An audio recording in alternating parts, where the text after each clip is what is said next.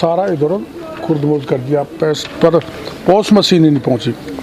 एक अगला है आर.सी. शर्मा, एडिशनल डायरेक्टर पहले के, उनने ये कागज़ दिखाया हूँ मैं मंत्री जी को, काट छांट करके फर्जी तरीके से करोड़ों का भुगतान दे दिया।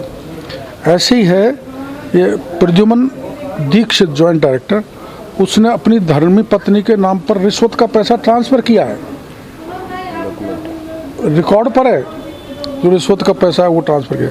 ऐसे ही रणवीर सिंह है, जॉइंट डायरेक्टर DIT में, उसके द्वारा धर्मपत्नी की जो कंपनी है उसमें पैसा ट्रांसफ़र कर दिया रिश्वत का, ये रिकॉर्ड पर है। और ये जो है मैन पावर घोटाला, राजनेट प्रोजेक्ट का घोटाला और video wall e Mitra machine का घोटाला, digital payment kit, micro ATM machine, e sign, wildlife service घोटाला, फाइबर ऑप्टिक केबल घोटाला, ये वो हैं जो 3,500 करोड़ के, जिसको ACB परमिशन लेना चाहती है।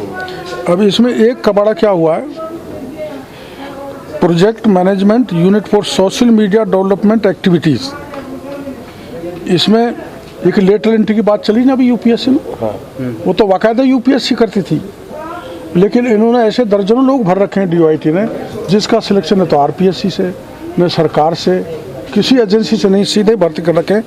इनको इसमें लगा रखा है project management unit for social media development activities.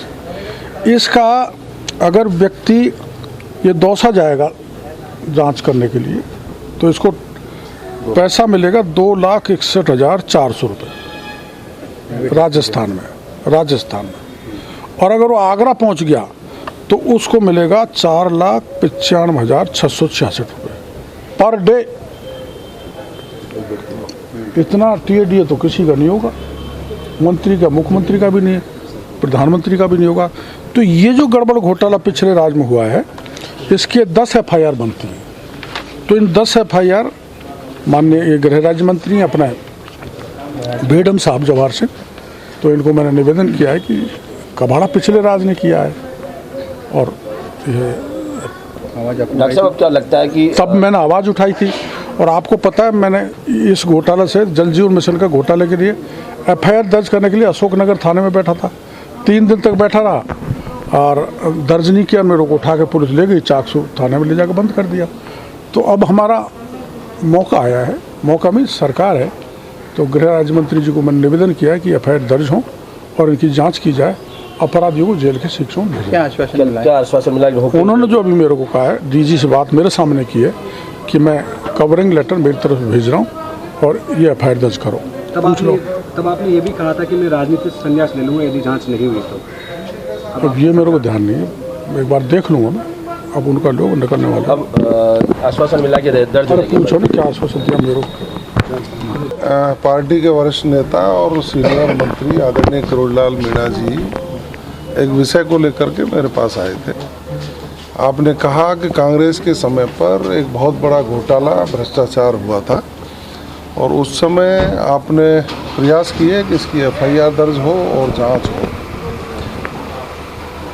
किन्हीं कारणों से नहीं हो पाई थी। मैंने अभी DG राजस्थान से बात की है कि जो मेरे समक्ष जो ज्ञापन आया है, इसके प्रकरण के सारे तथ्यों की एक बार जांच हो और दूसरे कहीं दर्ज नहीं है प्रकरण, तो इस पर प्रकरण दर्ज करके आगे कार्रवाई हो, जो भी मेरिट पे हो। तो मिले हैं, बात रखी है, हम न्यायोचित कार्रवाई करेंगे। 8 महीने हो गए, तो क्या क्योंकि ऑटोमेटिक दर्ज हो जानी चाहिए अगर ऐसे भ्रष्टाचार के मामले हैं सारे सब कुछ, एक मंत्री को दूसरे मंत्री के आना पड़ा कि दर्ज करवाने के लिए? क्या ये परस्पर स्वस्थ संवाद है। मैं उनके घर जाता हूँ, वो मेरे घर आते हैं, हम और तीसरे मंत्री जी के यहाँ जाते हैं। उनकी तरह थोड़े ही, वो तो बोलते ही नहीं थे, आपस में टांग खींचते थे। उनका उप मुख्यमंत्री को इस्तीफा दे के भागना पड़ा, उसको बर्खास्त कर दिया गया। आपस में उनकी जो लड़ाइयाँ थी, अपने ही नेताओं के खिलाफ उनको बिल्कुल गर्मा से निम्न स्तर के बयान उनको जारी करने पड़े, ऐसा हमारे यहाँ नहीं है। हमारे यहाँ स्वस्थ परंपरा है, एक दूसरे के वहाँ खाना खाने, चाय पीने, बात करने, नीतियों पर चर्चा करने, लोक कल्याणकारी योजनाओं को धरातल पर कैसे लागू किया जा सकता है। प्रदेश के मुख्यमंत्री आदरणीय भजनलाल शर्मा जी भी समय समय पर संवाद करके एक दूसरे के से मिलकर समस्याओं के समाधान की बात हमको कहते रहते हैं। हमारा परिवार है ना,